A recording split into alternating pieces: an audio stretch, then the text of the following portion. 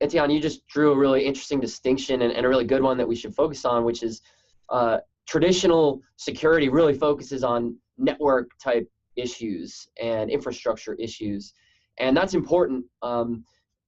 Where we've really focused a lot of our energy is around applications. Application certainly are sort of the future of where businesses are going right now. And I'm not even just talking about business to consumer applications like the next Instagram, but business to business applications, things that help businesses run better. And there are many misperceptions, but one of the leading ones, and one of my favorite ones, is that many leaders today think that security is about frameworks when actually it's about creativity. And the distinction that I'm drawing is that, commonly organizations say, give me the framework, or, how does NIST apply here? Or give me the checklist. What are the things I need to do? And those questions definitely come from the right place, right? Which is, give me tangible actions that I can go follow. But here's the truth, is that you can't defend against tomorrow's threats using today's framework that was created because of yesterday's experience. So a framework can really only be a guideline, right? To help you sort of think about, are you focusing on the right areas in the right ways? But how does an attacker actually break systems? They don't look at it and say, oh, this is a PCI compliant organization, so I'm going to move on to the next one. Instead, they look at it and they say, I'm interested in pursuing a certain type of asset for a particular reason. Now I'm going to attack this company, and I'm going to investigate its unique characteristics, which is irrespective of a framework that might apply.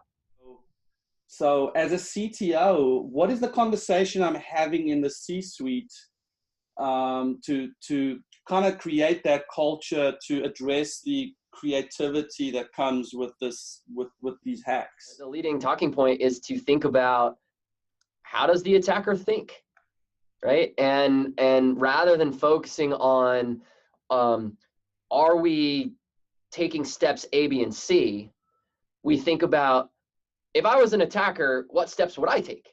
And sort of work backwards from there. And I mean, that's, for me personally and for our organization, that's something that we're super interested in, of course, is the creative problem solving that essentially is breaking into an organization. But as defenders, we should be thinking the same way. And so that's one of the strategic insights that we're trying to advise leaders, is to foster that type of thinking, to think about, what is special or unique about your organization? Who are the types of attackers who'd be interested in getting what you have? Why would they want that? What are the ways in which you might be exposed to that attack? And then from there, you can now determine, where should we invest and allocate resources? I love how you're talking about the creativity aspect, because, you can't, how do you ask your dev teams or people inside your organization to think about your systems in sort of that meta kind of way? Yeah, so, and it is a challenge, right? Especially when you're talking about changing behavior. Changing behavior is really hard, even when it's like, we do this thing this way, let's do it like this now. Even that kind of change in most organizations is really hard. Incremental change is difficult.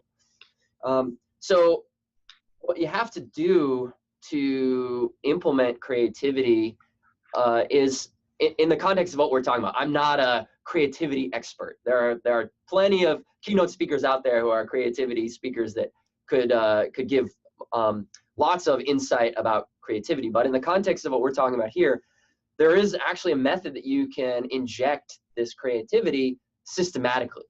And it's by, at the beginning of the process, where you're thinking about, what are we going to build for who? You're in that requirements gathering phase. That is when you should start thinking about security, because each stage of the build process has a relevant security action to take during that process, and each sort of build on each other. So for instance, during requirements, as you're determining, what are we building for whom? Why do they want it? What does it need to do? What does the deliverable eventually need to deliver? Well, once you determine that, now you can move into sort of design, and you're starting to think about, okay, in the pursuit of this design? What do we need to actually make this thing look like? Well, when you're in that requirements phase, that's when you start building out your threat model and start asking just a few additional questions. Like, we already know who we're building this for and why. What assets is that going to mean that it provides access to? What kind of attacker would be interested in those assets? Why would they want those assets? And now, as you've sort of built that understanding out, as you move into the subsequent phases, now as you're building, you can start thinking about, as you're designing the thing, what are the security ramifications of that design? And so on throughout the entire process. And it repeats also, as you know, not everything is tomorrow going to start from requirements, right? Some products are already built and you're just sort of in the ongoing iterative process. Well, you still hook in security into those processes as well, as you are developing whatever the new feature set is, or if it's a very, very mature solution that you're not evolving anymore, thinking about, well, how can we iteratively resolve issues that are known to exist in this mature system, so on and so forth.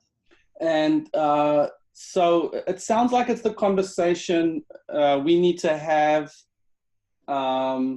when you least want to have it, maybe. But to answer that, what we should do is we should address and undermine the underlying assumption that's based into that perspective.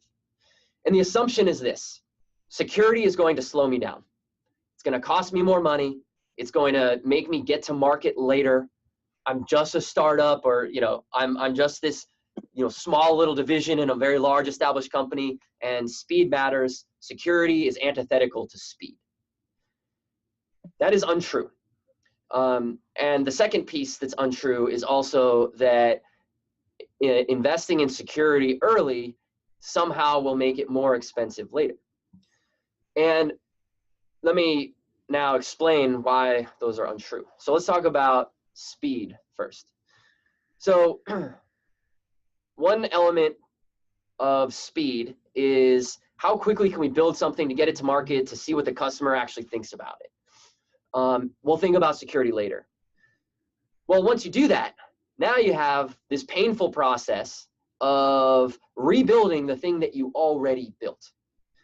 And especially if the security flaw is related to a design level issue or even a requirements level issue. Rebuilding is very painful. And now when you're talking about not speed to the beta version, but speed to actually being able to have a viable solution in the marketplace, it's a much longer process now. The second part is very related to these same talking points, which has to do with overall investment. And each step of the process really is not a notable increase in investment. Actually, in many cases, it's no increase at all. So for example, we talked before about when you're in requirements and you're asking these questions, what do we want to build for who? What is the cost of asking the question, well, what assets does that mean this would provide access to, and who would want to steal those assets? There's literally no cost, except for maybe the 20 seconds of asking those questions and now thinking about them. But the real cost savings comes in once you've now built the solution, you go to market, and the number of security flaws that you have to eradicate is significantly reduced. And that's a cost that it's not very visible on your profit and loss statement. It's not as visible as, say, here's the check that we are writing to our security consultant.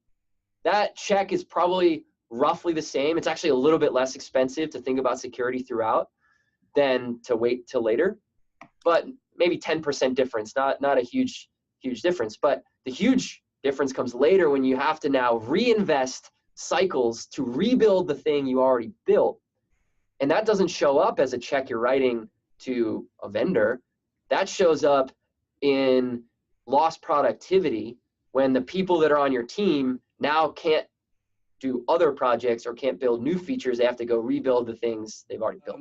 I'll share a story where a technical issue sort of ran up against the operations issue of our company, and this is actually quite adorable. As a CTO founder of my company, I did store my passwords in the clear. Okay, I apologize. The early 2000s, and I had a There was a problem with the crypt library of the stack I was using, so I just thought I will get to that later. So classic, defer to this later situation. One thing I did provide our customer success team was the ability to not only share passwords with frustrated customers over the phone, but which they loved, but it also provided then the ability to log in and simulate a user's experience in our system. And so I got a lot of resistance from our ops teams for implementing, the encryption scheme, which we ended up doing because we did get hacked. And so we changed everything with sort of a bcrypt library, and then but then we had this far-reaching effect into sort of the higher end of our company with customer success. So I guess I'm sorry first and foremost, everybody, for having done that. And secondly, what do you see? What does that do for you, Ted, when you hear stories like that? Yeah, it's a good story that made me smile. You're not alone. You're not the only person who have these types of challenges.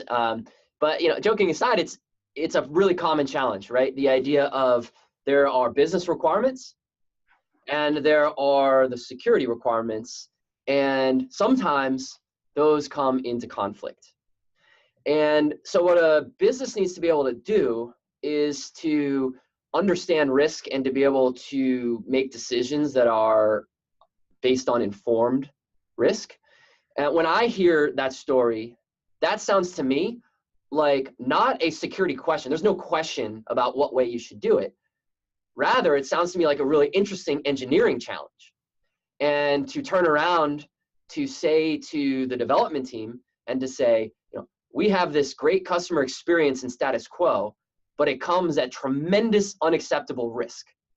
How do we build our solution to achieve that same customer success that we as a business is core to our value proposition while eradicating this risk? And it can be done, because you see it all day long with companies that are able to provide that level of customer service for frustrated customers who lose their passwords, et cetera, without providing access to everything to everyone, which is very, very bad security practice. Absolutely. And I keep thinking about, maybe we are lulled and naively lulled into thinking we're such a tiny blip that no one really cares about us and our data. And secondly, this constant resource-strapped mindset, the scarcity mindset of hiring the people to do this and then affect our process and our systems in a way that is costly. But I like. So Jeff asked, there's a trade-off between security and agility. Security necessarily forecloses certain options as it locks out certain information or ways of getting to it. So do you have any thoughts on how to secure systems while still keeping them versatile or agile? Yeah, that's a great question actually to ask right now, because it's a perfect follow-up to the conversation we were just having that Etienne you were posing. So here's again the idea of the conflict, right? And this is actually a beneficial conflict. Conflict is really good when it is between teams, right? But it's not good when it's within a team. So the distinction I'm drawing is when organizations are set up to where they the security priorities are driven by the team whose priority is the functional priorities, the security priorities are always going to get pushed to the bottom of that list. But when there are two different groups, when there's a security group and there's the functional group, and they now have to debate about what's the best path forward. So if we, again, used Etienne, your story as an example, there's now a debate that says, the security team says this is unacceptable. The customer service team says we need to deliver this same feeling to our customers. Now there's a debate of, okay, how do we choose the path forward? And organizations then can now debate. So in the case here of this idea that security inherently limits the ability to access certain information for certain people, that's a really, really good thing. One of the core principles of secure design is all about limiting power. It's called least privilege. And it's the idea that an individual should only have access to what they absolutely need and nothing else. A really common example is where CEOs say, well, I'm the CEO, I should have access to everything. That's actually the worst way to approach it, because attackers know that CEOs typically want to have access to everything, and so they're usually the target. And so as an example, in our organization, I intentionally don't have access to a lot of things because I don't necessarily need it, or I don't need it that often, and there's other ways I can get it. So really the way to think about this question is what, the trade-off is the exact right word that Jeff asked in his question, is evaluating where are you content with the trade-off. Is the limitation to the access to that information something that kills something that's core to your value proposition? Well, if so, then maybe you're willing to take the risk. But if there are other ways to deliver that value without unnecessarily exposing yourself, then that's where your level of tolerance would be for the trade-off. Love that. And I think oftentimes as a way to escape communication into teams is engineers will just say, well, let's just put that pile over there and have them dig through it so that they'll stop bothering us. And you're saying that that kind of conversation is actually good overall for the company. Absolutely. I mean, it's as stark as this. When you look at companies who have a CISO that reports to the CEO, and companies who have a CISO who reports to, say, the CIO, which is going to be the more impactful security organization?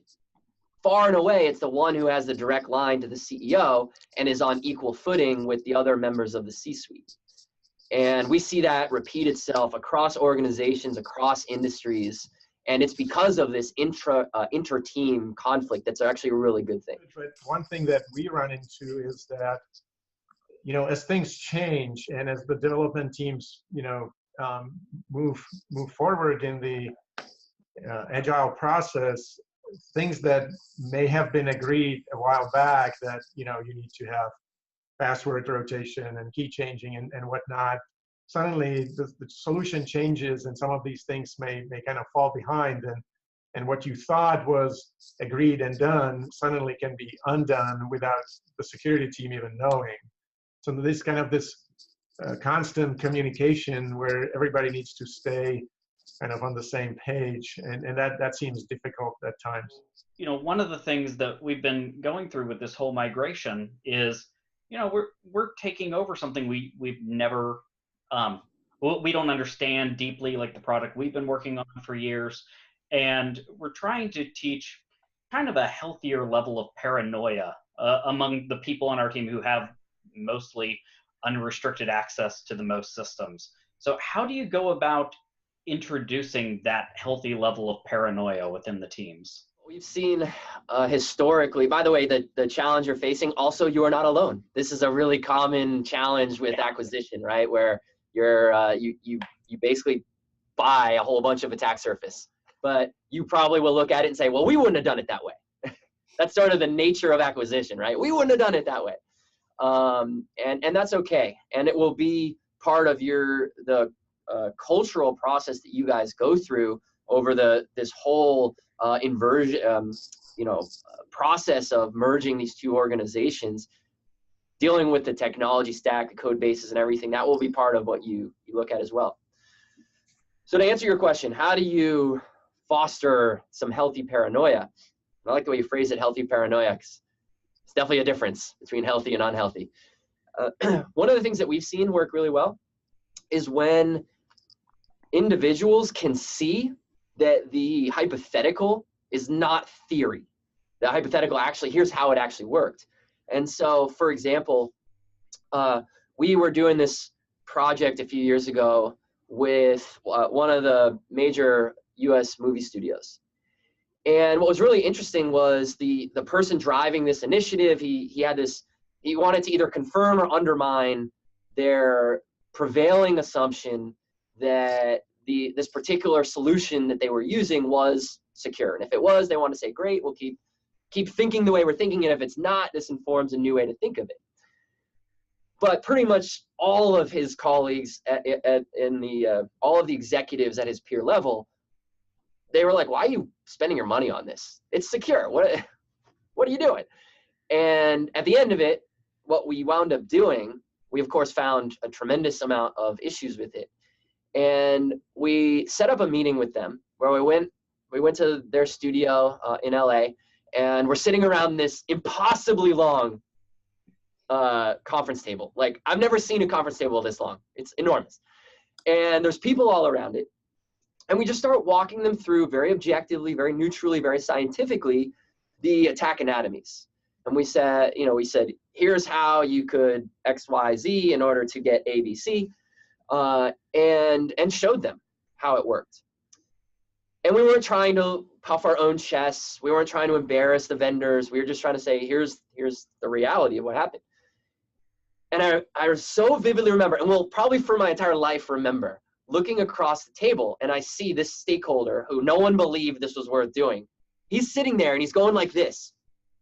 And he's looking to all the other people across the table. He's like, see, he's not saying it, but his body language is like, see what I mean? This is what I've been saying. And immediately, everyone else in the room also was like, they're leaning forward, they're taking notes. Everyone wanted to talk about this afterwards. And fast forward several years later, that entire company, well, within the realm of it we're in, it's an enormous multinational, but within the content protection arm of that company, they have completely changed the way they do everything. And that was sort of the inflection point for them because they saw how it actually worked. And so my counsel to you would be, I'm not sure if you're doing any sort of security testing right now, but if you're not, I would do some. And if whether you are or not, when you get some security testing, then bring everyone together to collaborate on a results presentation like that, to actually walk through, here's the flaws with our own code that we built. And here's how someone could exploit it. Here's what we should do differently. And it will now be real for people. Do you think that there's ego, confirmation bias, it's just a relational shit show? Here is something that literally happens to me all the time. Be sitting across a conference table with somebody, and we'll talk through the method that we think they should implement based on what we see very successful security organizations do, which we can talk about in a little bit. We talk through this method, and they sort of think about it, and they say, well, we've invested a lot of our time, energy, and effort in this. We're really proud of it. This is our baby. And what you're saying sounds nice, but I'd really rather not pay someone to come tell me my baby is ugly. I mean, literally people say that to me in meetings all the time. I'd like you, Ted, to not tell me my kid is ugly, which is amazing. I love it. It's so human, and it's so natural. We all feel that way about the things we're proud of that we've built. But the way that I have been able to address that real concern without dismissing, without saying, don't be stupid, to say that's a real concern, but here's a different way to think about it, is we say that, what we're doing here, that junior engineer who's approaching the egotistical senior executive or the outside security consultant or whoever that's coming in, we're not here to say your baby is ugly. What we're here to do is to help your kid get from the junior varsity team to the varsity team. All about getting better. How can you be better tomorrow than you are today? And if the way that you get better requires that you look at what you're not doing well or what flaws you've been implementing all along, that's actually a really good thing. And once people can realize, oh, this isn't an attack on my capability. This is instead an opportunity for me to be even more capable later, to be a more respected executive, to have more influence, more power. Yeah, I'm willing to say that maybe we made some mistakes. We, as all of us on this call, are building products. We're all probably leading initiatives right now around security. I know we're leading large teams. How do we know where to spend our resources on this, budget-wise, time-wise, people-wise? do you have any sort of rule of thumb for us? I know you mentioned earlier to have these conversations in the beginning with a cadence of reassessing, but bring it into sort of some of the practical world for us as CTO types. I want to answer your question slightly differently, if I may. I know that your question was looking for a rule of thumb, like 5% of top line revenue or something like that. Personally, I don't think those rules of thumb are very helpful. Other than, you know, there's a lot of people out there who talk about if you're spending less than X%, you're doing it wrong. But even that, I don't know how helpful that is. My approach to this question is more from the perspective of that feeling that leaders have in their gut of like, am I doing this right? You know, maybe this is not something that's expressed out loud to others, maybe to your peers or your friends or people that you really trust. But this is a really common leadership problem, which says, I'm not really certain if this investment that I'm making is giving me the outcome I need to achieve. Because security is so different from things like maybe sales or marketing, where you can say, well, I put X dollars in and I got Y dollars out. Was that worth it? In security, it's I put X dollars in and nothing happened. So that's good, right? But is that because the X dollars were spent well, or because you just happen to be lucky and a bullet didn't hit you? So the way that we try to help leaders unpack and resolve that gnawing uncertainty in the gut is to feel more empowered, right, about what it is you're actually doing. And we've sort of extracted this method that we have seen that the most successful organizations implement. And this method helps answer that question, at least to a higher degree of confidence, rather than having the sort of like spray and pray idea of like, well, I'm going to buy this type of solution and I'm going to hire that kind of consultant and like, hopefully this works. Instead, having more of a holistic strategic approach first that informs design and implementation.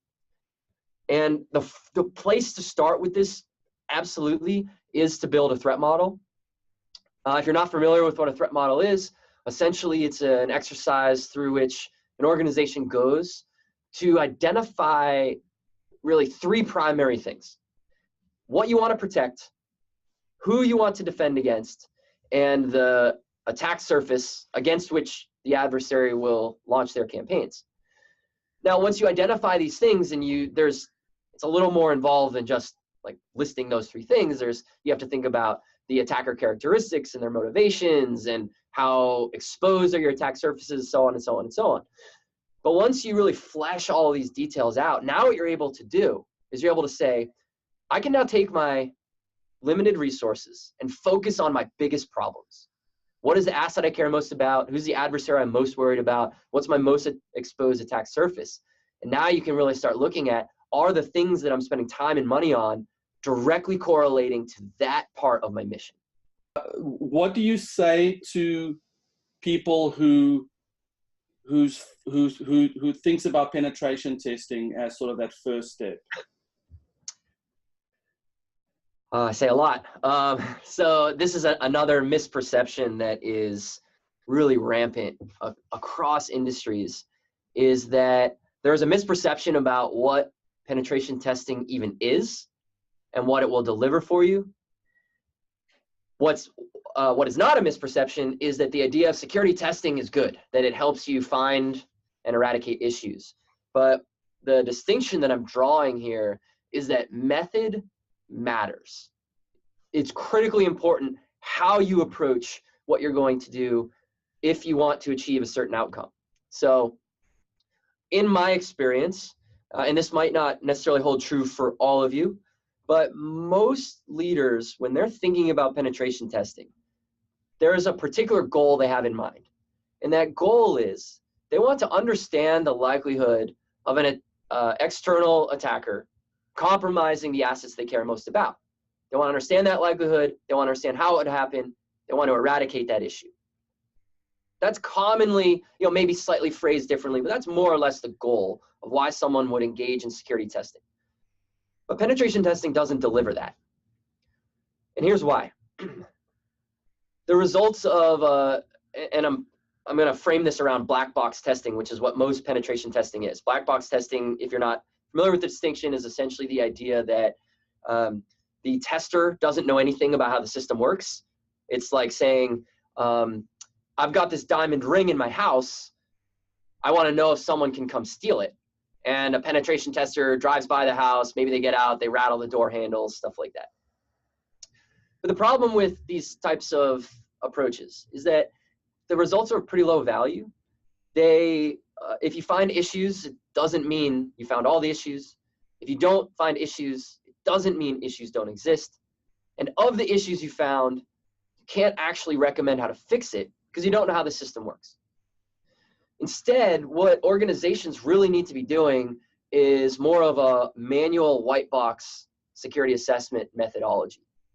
And so if we go back to our analogy of the house with the diamond ring in it, instead of just driving by and rattling the door handles, what you now do is you walk into the house with the homeowner, roll out the blueprints, walk around the house. The homeowner would actually tell you, here's where we store the ring. What you would immediately be able to do is very quickly point to the potential weaknesses that you could then allocate your resources to actually examine. You'd quickly be able to say, okay, I know where the windows are, I know where the doors are, I know where the security cameras are. This is interesting. You only have a screen door on your back door. In the black box model, whether or not you went around back would be the only way to determine if you found that vulnerability, but it exists.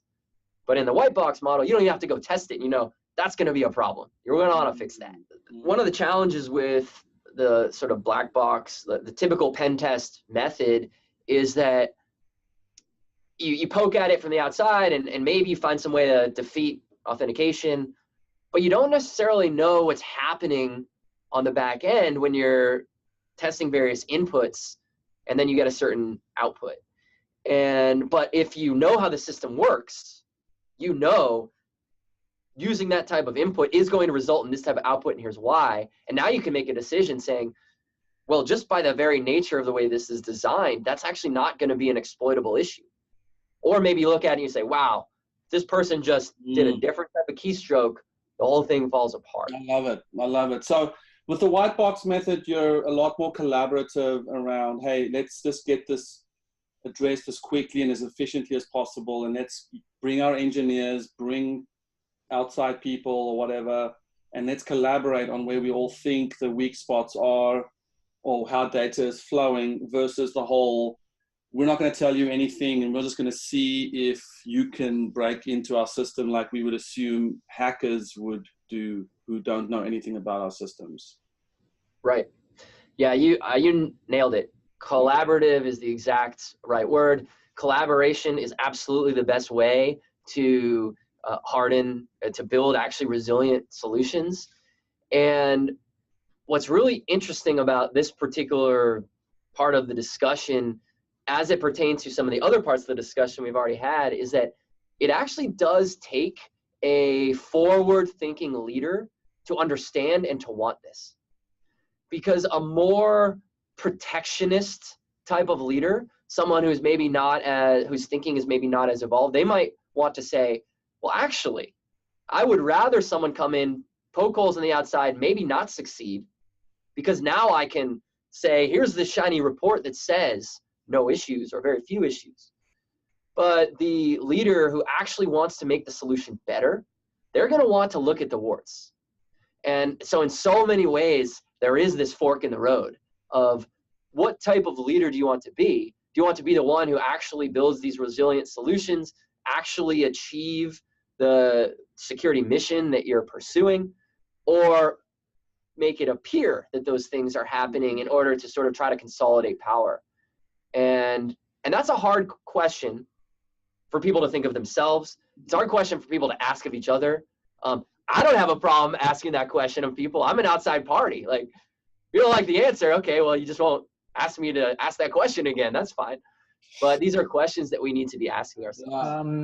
I'm curious about the breakdown, as you see it, between sort of automated sort of digital attacks as opposed to social engineering attacks, and how that's changed over time.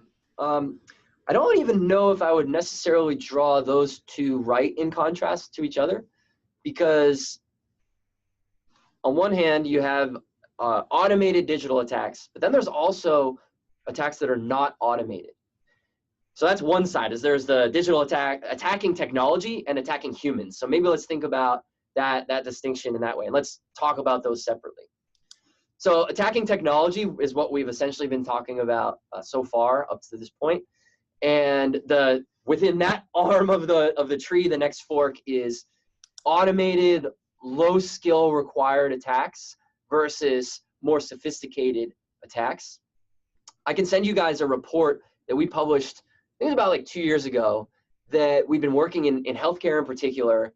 And one of the outcomes of this particular study was, what are the different types of attacks that organizations should worry about? Now, this was written in a healthcare context, but there's a piece of it that's spot on to this question. And it basically talked about the difference between targeted versus untargeted, sophisticated versus unsophisticated, et cetera. And what we've seen over time is that the targeted, sophisticated attacks are growing. They're devastating. But what's interesting that happens is, once a more sophisticated attack style or technique is invented, very quickly it gets democratized. Someone finds a way to build a version that's automated that you can now go buy on the dark web somewhere. So that's the digital side, is that the manual, more custom types of attacks are growing. That's how companies are getting exploited more. It's easier to defend against automated attacks because there's lots of scanners that help you quickly identify those issues and get rid of them. On the human side, social engineering, I mean, this has been around since like the dawn of man. And so I don't have any data that I could point to. I'm sure it exists, but I just don't have any, that says whether social engineering attacks are growing or are shrinking. But undeniably, the human is the weakest link. And the way that you address that, what we advocate is that you have to have two things, and you have to break the human into a few categories. So it's almost like if you had a matrix, there's different combinations of psychological solutions and technical solutions, and you deploy them differently based on the type of person that is in question. So you would use different tools to defend against a malicious insider than you would against the accidental insider, because they have different motivations. Like the accidental insider, they might give something away. They might click the link because they're an idiot.